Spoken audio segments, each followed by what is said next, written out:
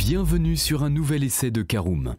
Renouvelé en 2021, le Kia Sportage a fait peau neuve. Plus sérieux, plus cossu mais toujours tourné vers la famille, il se montre des plus agréables grâce à la motorisation hybride simple de 230 chevaux. Découvrez maintenant notre essai du SUV coréen.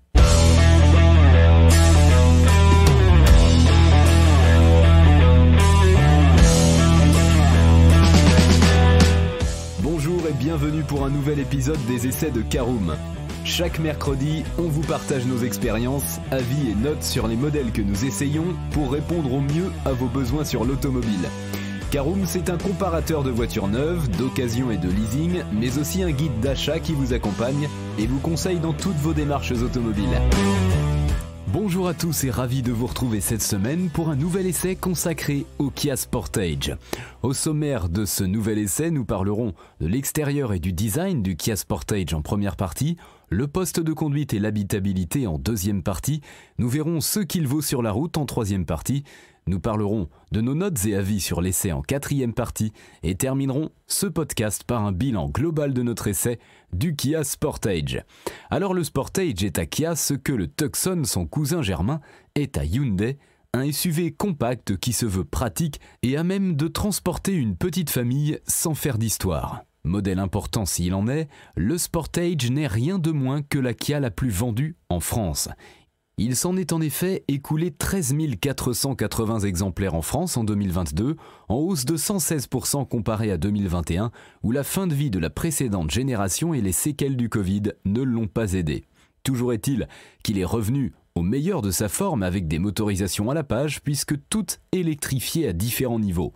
S'il existe des blocs essence et diesel micro-hybrides de 150 et 136 chevaux respectivement, ainsi qu'un essence hybride rechargeable de 265 chevaux à l'autre extrémité de l'offre moteur, c'est vers la proposition intermédiaire hybride simple de 230 chevaux que nous nous sommes tournés. Allez, on parle tout de suite de l'extérieur et du design de notre Kia Sportage, c'est notre première partie. Extérieurement, il n'y a guère que le petit badge sur la malle de coffre ou la présence éventuelle d'une trappe de recharge qui met la puce à l'oreille quant à la motorisation qui prend place sous le capot. Tous les Kia Sportage partagent en effet la même plastique acéré, en totale rupture avec la précédente génération. On trouve beaucoup de traits de carrosserie, des arêtes saillantes, une signature lumineuse agressive à l'avant comme à l'arrière.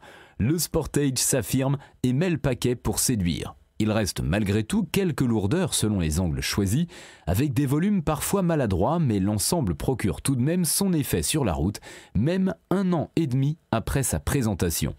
Quant aux jantes, elles affichent 19 ou 18 pouces comme ici, et l'on en viendrait presque à vouloir du 19, voire 20 pouces tant les arches de roue sont imposantes. Enfin, Kia laisse le choix entre des peintures unies ou biton, avec un toit contrasté en noir. Deuxième partie, notre poste de conduite et l'habitabilité du Kia Sportage. L'intérieur marque lui aussi un tournant dans le design Kia, avec une toute nouvelle présentation qui s'est depuis généralisée dans les récents Niro et EV6. La planche de bord tournée vers le conducteur s'articule autour de 2 grands écrans juxtaposés, l'un pour le combiné d'instrumentation, l'autre tactile pour le système d'infodivertissement. Ce dernier s'avère fluide et suffisamment réactif, mais le logiciel n'est pas sans reproche. L'arborescence des menus demande un peu de temps d'adaptation et la présentation générale des icônes et du GPS paraît un peu datée. Pas de quoi bouder le reste de l'habitacle qui offre une bonne ergonomie avec un mix bouton physique touche tactile plutôt bien pensé. La pratique barre de raccourci tactile en bas de la console centrale permet de commander le multimédia et la climatisation, avec des molettes crantées pour les fonctions les plus utilisées. Le tout est réalisé dans des matériaux de bonne facture, en tout cas sur notre finition haute GT Line Premium, et les ajustements ne souffrent pas la critique. Les passagers profitent d'assez d'espace pour envisager les longs trajets avec sérénité et les sièges comme la banquette sont confortables sur plusieurs centaines de kilomètres. Le coffre est pour sa part doté de 587 litres de capacité de chargement, mais l'impression d'espace sous tablette n'est pas transcendante. Au moins, la dite tablette est souple, elle se range en s'enroulant sur elle-même, ce qui permet de tricher un peu en hauteur. Allez, troisième partie, voyons ce que vaut notre Kia Sportage sur la route. Aucune surprise au volant du SUV coréen qui répond présent là où on l'attend. Sage dans son comportement, il se montre plutôt confortable et prévenant avec ses occupants, de sorte que l'on est rarement chahuté à bord. Avec un centre de gravité haut perché, il dispose de barres anti-roulis assez raides et cela se ressent sur irrégularité via des mouvements transversaux, le haut du corps ayant tendance à osciller de droite à gauche. Mais rien de rédhibitoire et aligner les kilomètres à son bord reste agréable la vaste majorité du temps. La motorisation hybride simple qui associe un 4 cylindres turbo-essence et un moteur électrique est elle aussi très douce. Le passage d'une énergie à l'autre est bien souvent imperceptible, sauf quand la boîte de vitesse automatique à 6 rapports décide de faire des siennes.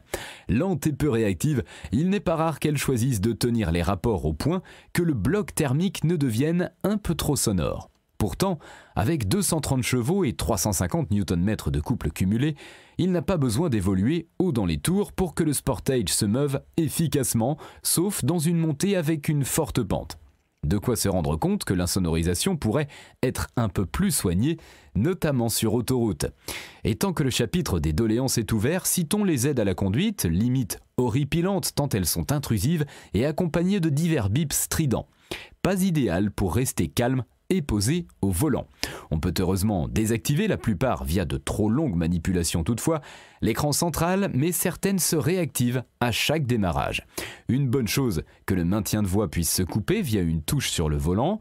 En dehors de ça, le Sportage dispose de bonnes idées comme une caméra d'angle mort qui affiche à la place des compteurs à chaque fois que les clignotants sont activés. Côté consommation enfin, le Kia Sportage est un exemple typique de voiture à hybridation simple. Comprenez que sur autoroute, il ne faut vraiment pas s'attendre à des miracles et que la moyenne se situera entre 8,5 et 9,5 litres au 100 km, suivant que vous rouliez seul ou avec des bagages et des passagers.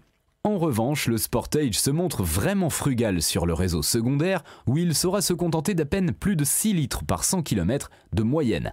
Idem en ville où l'on peut même descendre en dessous des 5 litres au 100 grâce à de nombreuses phases où l'on n'utilise que la force électrique.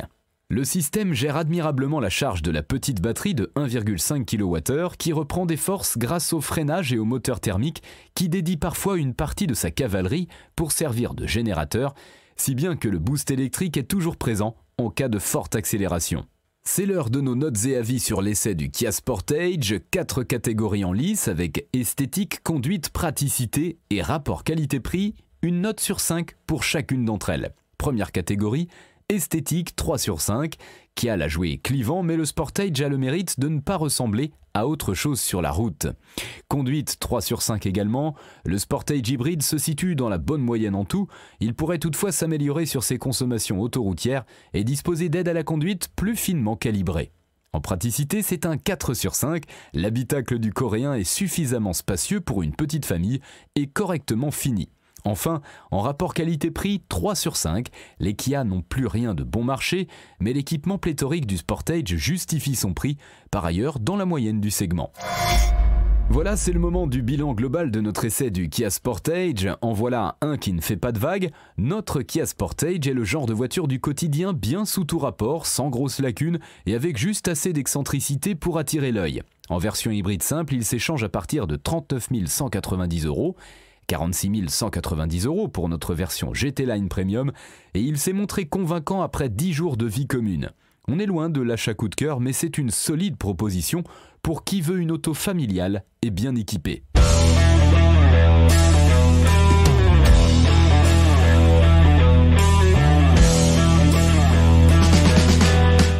Et bien voilà, on en a fini pour cet essai. Si vous souhaitez avoir davantage d'informations, n'hésitez pas à aller lire l'article en entier. On a mis le lien dans la description plus quelques bonus. Vous pouvez également le retrouver en tapant Caroom, essai Kia Sportage hybride sur Google.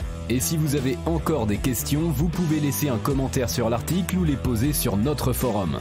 Merci d'avoir écouté cet épisode jusqu'au bout. S'il vous a plu, n'hésitez pas à vous abonner au podcast depuis votre plateforme préférée, à le partager autour de vous et sur vos réseaux sociaux. On en profite aussi pour vous demander de nous laisser une note et un avis sur Apple Podcast. Votre avis nous aidera à gagner en visibilité, ce serait vraiment sympa de votre part.